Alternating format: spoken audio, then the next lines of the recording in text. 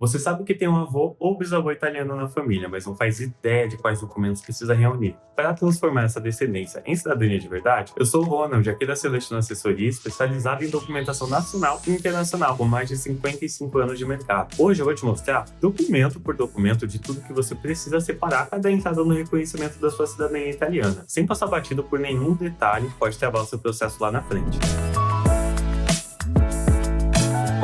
O Brasil abriga uma das maiores colônias italianas fora da Itália. Então não é à toa que tanta gente por aqui tem essa vontade de reconhecer a cidadania, seja para ter um passaporte europeu, seja para estudar, trabalhar ou simplesmente resgatar um pedaço da sua própria história. O problema é que, na prática, esse processo costuma parecer muito mais complicado do que realmente é. Muita gente começa a pesquisar, esbarra em termos como CNN, apostilamento, via judicial e não entende muito bem a diferença entre cada documento e acaba travando antes mesmo de saber se tem certidão suficiente para abrir o seu processo. E o motivo, na maioria das vezes, é a falta de organização e até mesmo de saber exatamente o que precisa ser buscado. Por isso, eu separei aqui a lista completa e atualizada para você sair desse vídeo sabendo exatamente o que você precisa correr atrás. Antes de falar de documentos, vamos alinhar uma coisa. O direito à cidadania italiana segue o princípio do jus sanguinis, ou seja, ela é transmitida por descendência de sangue, não por onde você nasceu. Isso quer dizer que se você tem um bisavô, avô ou até mesmo um parente mais distante que nasceu na Itália, você pode ter direito, mesmo que nunca tenha conhecido essa pessoa, desde que consiga comprovar a linha até ele com o documento. Só que existem 3 pontos que definem se o seu caso é mais simples ou mais complexo. Primeiro, você precisa comprovar a descendência direta, com certidão até o antepassado italiano. Segundo, esse antepassado não pode ter se naturalizado brasileiro antes do nascimento do descendente seguinte na linha. Se ele naturalizou antes, a cidadania para quem nasceu depois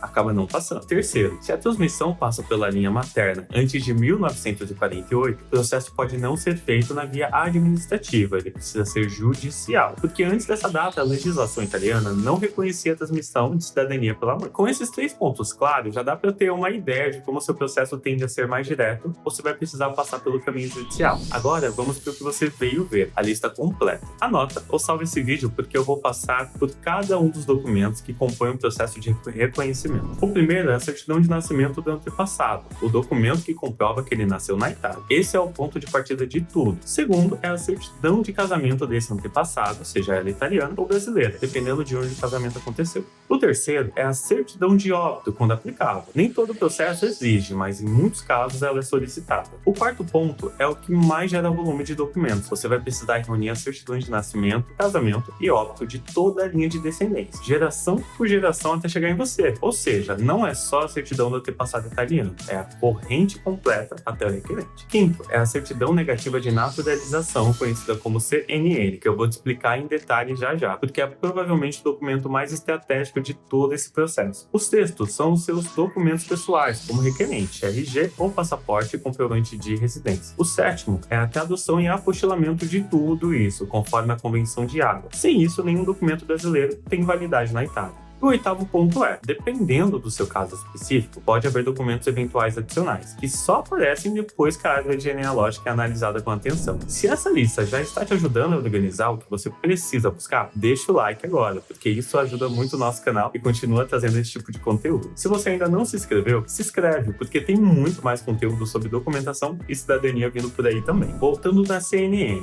essa é a certidão emitida pelo Ministério da Justiça no Brasil e ela comprova uma coisa muito específica, que o seu antepassado italiano não se naturalizou brasileiro antes do nascimento dos descendentes seguintes. E por que isso importa tanto? Porque se o antepassado se naturalizou brasileiro antes do filho nascer, a cidadania italiana não passa mais para esse filho, consequentemente não passa para ninguém que vem depois dele nessa linha. Sem CNN, não tem como comprovar que esse direito ficou preservado ao longo das gerações, e é exatamente por isso que ela é, na prática, o documento que mais trava o processo, quando não é buscada com antecedência. Uma dúvida que praticamente todo mundo tem nesse momento é: e se eu não tiver mais esses documentos guardados em casa? É mais comum do que parece, principalmente quando estamos falando de certidões de bisavós ou trisavós. Nesses casos, a busca pode ser feita em cartórios e arquivos públicos, tanto no Brasil quanto na Itália, dependendo de onde cada certidão foi originalmente registrada. É um trabalho que exige paciência, porque às vezes o registro está com uma grafia diferente do nome, com data divergente, ou simplesmente em um cartório que não é o que você imaginava. É justamente nesse ponto que ter uma assessoria especializada acompanhando o processo faz diferença, porque encontrar o registro de nascimento ou casamento antigo, muitas vezes manuscrito, não é uma tarefa que qualquer pessoa consegue resolver sozinha rapidamente. Voltando naquele ponto que eu falei lá no início, quando o seu caso passa pela linha materna antes de 1948, o processo tem que ser feito pela via judicial, e vale entender como isso funciona na prática, porque não é tão complicado quanto parece. O processo judicial passa por 4 etapas. Primeiro, a montagem da árvore genealógica, identificando todos os descendentes até o antepassado italiano. Segundo, a preparação da documentação, busca, conferência, tradução e apostilamento de tudo. Terceiro, a entrada da ação com o envio da documentação para a Itália e a apresentação do pedido ao tribunal competente. E quarto, a finalização, com a transcrição das certidões dos registros italianos e a emissão do passaporte. Na prática, essa via costuma ser até mais previsível do que a fila consular, porque você não fica na dependência da agenda do consulado. O processo caminha dentro do sistema judicial italiano. Para fechar esse bloco, vale destacar os erros que mais aparecem no dia a dia de quem está montando esse processo. O mais comum é a divergência entre os documentos brasileiros e italianos, nome escrito de um jeito e registrado de outro, datas que não batem entre uma certidão e outra. O segundo erro comum é deixar a tradução juramentada e o apostilamento para depois, achando que é só uma formalidade final, quando na verdade isso pode travar a análise interna. E o terceiro é começar a busca dos documentos sem antes confirmar se realmente existe o direito, gerando um retrabalho enorme. Todos esses pontos, quando são mapeados com antecedência, evitam meses de atraso no processo. Se você chegou até aqui e percebeu que tem chance real de reconhecer a sua cidadania italiana,